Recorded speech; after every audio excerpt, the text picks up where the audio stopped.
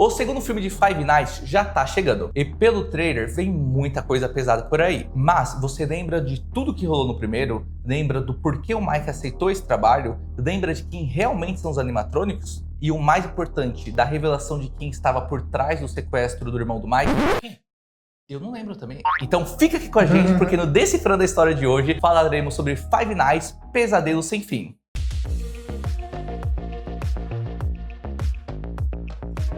E aí, fã? Nático, eu sou o Denilson. E eu, Manga. E esse ano já tivemos filmes como Minecraft e até séries como The Last of Us. Tudo adaptação dos games que marcaram muita gente. Mas não foi só eles, Manguinha. Porque em 2023 chegou também aos cinemas Five Nights at Freddy's, O Pesadelo Sem Fim. Baseado no game de terror que fez milhões de pessoas terem mini infartos. O filme foi dirigido por Emma Tammi e escrito por ela junto com o criador do jogo, Scott Cawthon. Ou seja, tinha dedo do criador em cada detalhe, para garantir que a essência do game chegasse intacta para o cinema. E o filme já começa daquele jeitão. A gente vê um segurança em um lugar bem alargado às traças. Mas tem um detalhe importante, tem alguma coisa perseguindo ele. Não só perseguindo, como mata. E mata de um jeito que lembra Jogos Mortais. Eu não sei porquê, mas me lembrou meio que Jogos Mortais na hora que ele estava sentado na cadeira. E logo depois a gente conhece o nosso protagonista, o Mike. E olha, Manguinha, o cara tá cheio de problemas.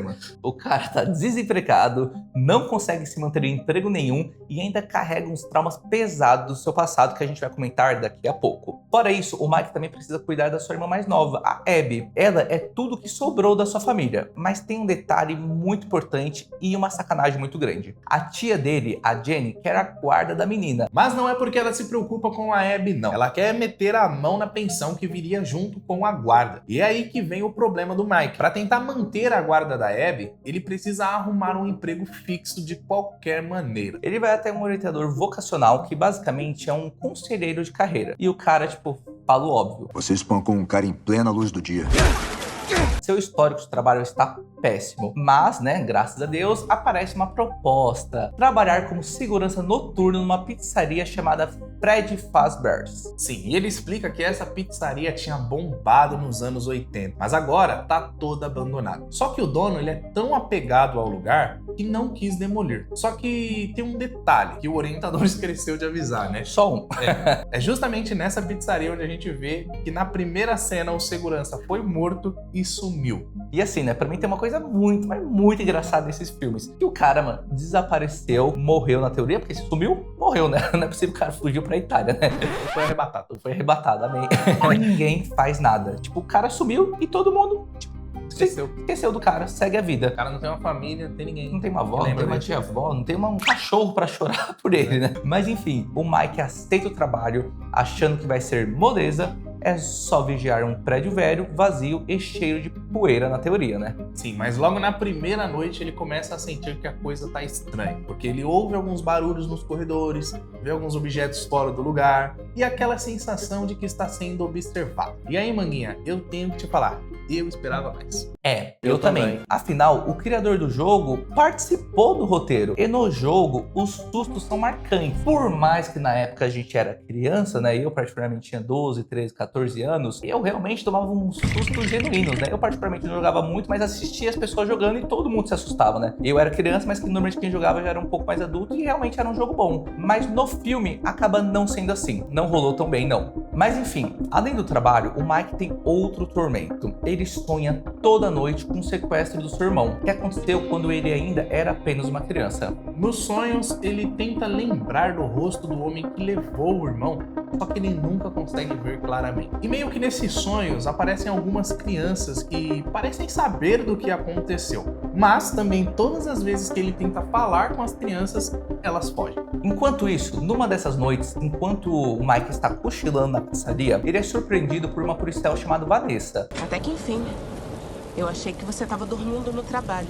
Ela chega de boa, super simpática e diz que frequentava a pizzaria quando era apenas uma criancinha. Então ela decide apresentar todo o lugar pro Mike e mostrar os animatrônicos, o Fred, o Bonnie, a Chica e a Fox.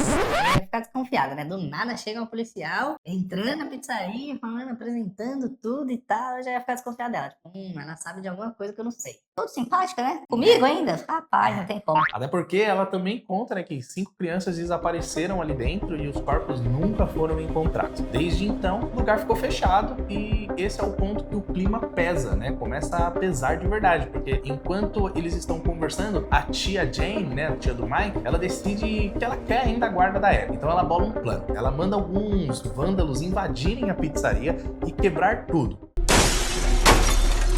Pra ferrar o Mike mesmo, porque se ele perde o emprego, ela ganha a guarda. Mas ela não contava com uma coisa: os animatronics, eles ganham vida e começam a eliminar um por um, de uma forma muito, mas muito brutal. Inclusive, teve uma das mortes mais marcantes, que é a Max. A Max é a babá da Abby. Só que tem um detalhe muito importante: ela não é uma babá qualquer. Ela foi contratada, na verdade, pela tia do Mike. Por quê? Porque ela queria encontrar provas que o Mike não cuidava bem da Abby. E assim, ela teria provas para levar para o juiz e tomar a guarda mais fácil. Mas, né, o mal que uma hora você semeia, uma hora acaba voltando para você mesmo. E ela acaba encontrando o Fred, que simplesmente dá uma mordida, mas dá uma mordida com uma fome e parte ela simplesmente ao meio. E agora, com o sumiço da Max, Mike fica sem opções, obviamente, porque ela era babá. Então, ele decide levar a Abby pra pizzaria. E é aí que a Abby vê a primeira vez os animatrônicos. Na verdade, eles se apresentam pra ela, né? E até começam a agir de forma amigável com ela ali, mas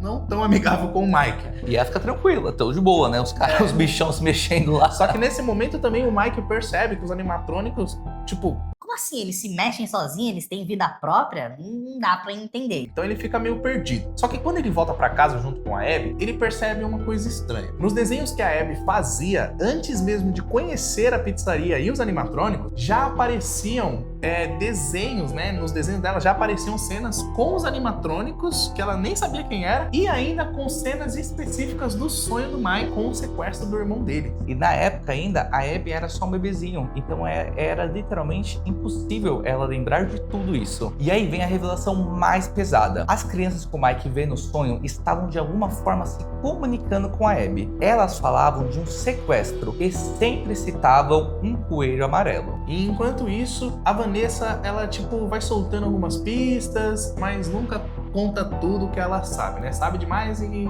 Conta de menos. Conta de menos. Até que chega um ponto chave. As crianças do sonho oferecem um acordo pro Mike. Ele pode ficar com o irmãozinho dele de volta, sendo que ele entregue a Abby pra eles. No começo, ele acaba aceitando, infelizmente. Mas, né, logo ele percebe a cilada, né? Então ele acorda preso numa cadeira prestes a morrer. Na mesma cadeira dos Jogos Mortais. É verdade, né? É a mesma cadeira. Brincadeira. Mas é muito parecida. Só que assim, ele consegue escapar e vai direto atrás da Vanessa, que finalmente revela toda a verdade. Os animatrônicos carregam os espíritos das crianças que desapareceram. Seus corpos foram colocados dentro das máquinas pelo criador do lugar. Sim, e por isso que os corpos deles nunca foram encontrados. Mas não para por aí. A revelação final é a mais impactante. O responsável por tudo é William Neffington, o dono original da pizzaria e pai da Vanessa. Vagabundo. E ainda não satisfeito, o vagabundo fez coisa pior. Foi ele quem sequestrou o irmão do Mike no passado. Ele, justamente, usava essa fantasia de coelho amarelo. E na reta final, o William aparece mostrando sua crueldade. E adivinha, não satisfeito ainda, ele era o orientador vocacional desde o começo. Ou seja, ele manipulou o Mike o tempo todo. Mas nenhuma virada, o Mike percebe que os desenhos que estão espalhados pela pizzaria, eles sempre retratam o coelho amarelo como um herói. Então ele decide mudar o cenário. Ele pega todos os desenhos e repinta eles, retratando o coelho amarelo como o vilão que na verdade ele sempre foi. E assim, os animatrônicos se voltam contra o William e acabam matando ele ali, preso dentro daquela fantasia de coelho amarelo. Quem planta o mal? Amém. O Mike acaba conseguindo salvar a Abby e os dois tentam seguir em frente. Mas assim, fica a sensação de que nada acabou. O mal ainda tá lá, esperando a próxima noite. Bom, e falando em opinião, a crítica não gostou muito de Five Nights, não. Mas o que importa é que ele custou 20 milhões de dólares e faturou mais de 290 milhões pelo mundo todo. E com esse resultado, é claro, né, que vinha sequência por aí. E já tá confirmada a sequência de Five Nights at Freddy's. Mas e você aí desse lado? Acha que Five Nights realmente fez jus ao games ou não? Comenta aqui embaixo, deixa o like, se inscreve no canal para não perder nada do set de fã, porque aqui o papo é de fã Pra fã.